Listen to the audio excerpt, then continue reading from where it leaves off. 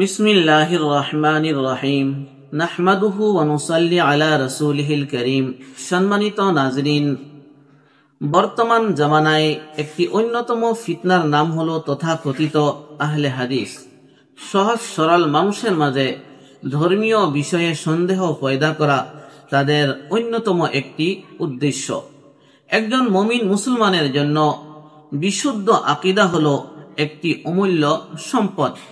যদি কোনো মানুষে বিশুদ্ধ আকীদা পোষণ করে আর তারপরে গুনাহের মাঝে লিপ্ত হয়, সেই ব্যক্তি তার গুনাহের শাস্তি ভোগ করার পরে অবশ্যই একদিন জান্নাতে প্রবেশ করবে। কিন্তু যদি তার আকীদা বিশুদ্ধ না হয় আর যতই আমল করুক না কেন, কাফির এবং মুশরিকদের মতো চিরস্থায়ী জাহান্নামী হবে। আজকে আমরা এই পর্বে তথাকথিত আহলে হাদিসের ভ্রান্ত আকীদাসমূহের মাঝে একটি আকীদার বিষয়ে আলোচনা করব, আর সেটি হলো যে মহান আল্লাহ রাব্বুল আলামিনের বিষয়ে। মহান আল্লাহ রাব্বুল আলামিনের বিষয়ে তথাকথিত আহলে হাদিসের আকীদা বা ধারণা হলো যে আল্লাহ রাব্বুল আলামিন সত্তাগত ভাবে আরশের উপরে বিরাজমান রহিয়াছেন।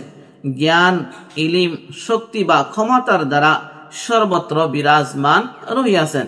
এই সম্বন্ধে গায়ের মুকাল্লিদ আলিম নবাব ওয়াহিদুজ্জামান খান সাহেব বলেন, ওয়া মাকানুহু আল আরশু ওয়া কাউলুল মুতাকাল্লিমিনা আন্নাহু লাইসা ফি জিহাতিন ওয়ালা মাকান বাতিলুন বিশ-শারঈ ওয়াল আকলি ইয কুল্লু মাওজুদ ইয়াবগি মাকানান। হাদিয়াতুল মাহদি জিল নম্বর 1 পৃষ্ঠা নম্বর 7, নুজুলুল আবরার জিল নম্বর 1 পৃষ্ঠা নম্বর 3।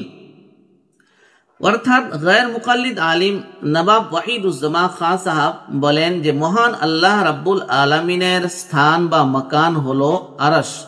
আর মুতাকাল্লিমিন হাজরাতের এই ধারণা যে আল্লাহ রাব্বুল আলামিন সকল দিক, জামানা বা স্থান থেকে পুত এবং পবিত্র, আকল তথা নকলের দৃষ্টিতে, শরীয়ত তথা আকলের দৃষ্টিতে বাতিল তথা ভ্রান্ত। কারণ প্রত্যেক মওজুদ বা এমত জিনিস যার অস্তিত্ব রহিয়াছে মাকানের প্রয়োজন হয়, আর মহান আল্লাহ রাব্বুল আলামিনের অস্তিত্ব রহিয়াছে, সেই জন্য আল্লাহ রাব্বুল আলামিনের জন্য মাকান বা স্থান রহিয়াছে।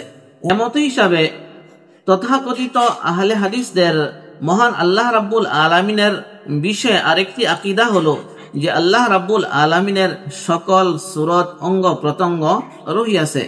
এই বিষয়ে নবাব ওয়াহিদুজ্জামান খান সাহেব বলেন, ওয়ালাহু সূরাতুন ফি আহসানিস সুওয়ারি, অর্থাৎ আল্লাহ রাব্বুল আলামিনের একটি সুন্দর খুবসুরত সকল রহিয়াছে। অথচ আমরা জানি পবিত্র কোরআনে কারীমের মাঝে আল্লাহ রাব্বুল আলামিন বলেন, লাইসা কামিসলিহি শাইউন, অর্থাৎ আল্লাহ রাব্বুল আলামিন কোন সৃষ্টির মতো নয়।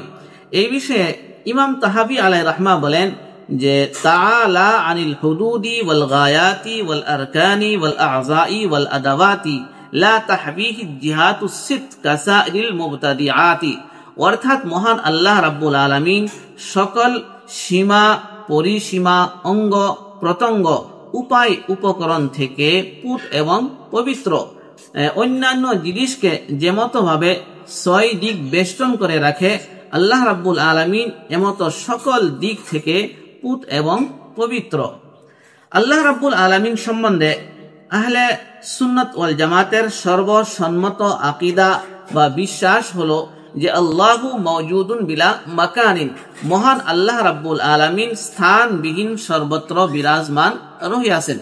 তবে প্রশ্ন হতে পারে যে যেগুলো আয়াতের বাহ্যিক অর্থের দ্বারা এই কথা প্রমাণিত বা বোঝা যায় যে আল্লাহ রাব্বুল আলামিন আরশের উপরে রহিয়াছেন, তার সঠিক ব্যাখ্যা কি হতে পারে?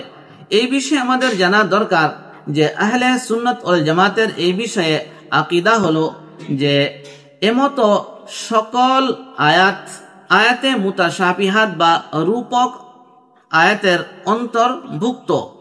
আর ইস্তিওয়া আলাল আরশ আল্লাহ রাব্বুল আলামিনের বিশেষ একটি সিফত বা গুণ, তার বাহ্যিক অর্থ উদ্দেশিত নয়। এই বিষয়ে ইমাম বুখারী আলাইহির রাহমার উস্তাদ হযরত সুফিয়ান ইবনে উয়াইনা আলাইহির রাহমা বলেন, কুল্লু মা ওয়াসাফাল্লাহু বিহি নাফসাহু ফি কিতাবিহি ফাতাফসিরুহু তিলাওয়াতুহু ওয়াস সুকুতু আনহু। অর্থাৎ আল্লাহ রাব্বুল আলামিনের বিষয়ে এমত যত ধরনের আয়াতসমূহ পবিত্র কুরআনে কারীমের মাঝে উল্লেখ রহিয়াছে তার সঠিক ব্যাখ্যা বা তাফসির হলো যে এইগুলো আয়াতের তিলাওয়াত করা হবে আর ব্যাখ্যার বিষয়ে চুপ থাকতে হবে।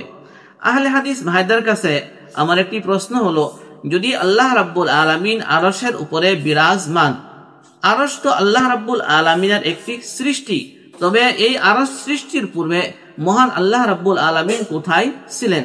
আশা করি এই প্রশ্নের উত্তর দেওয়ার জন্য চেষ্টা করবেন।